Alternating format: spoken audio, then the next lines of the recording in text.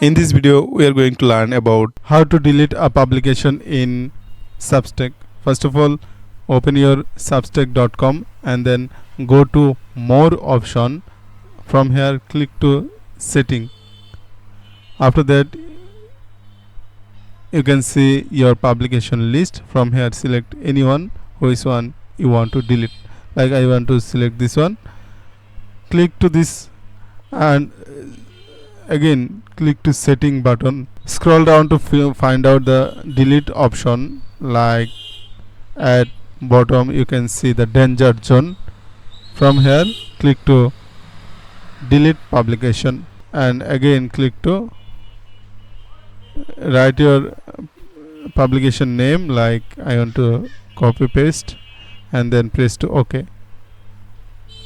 Okay, the publication is being deleted. This may take a minute or two.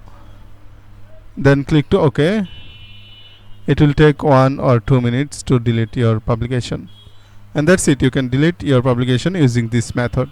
See you in the next video. Bye.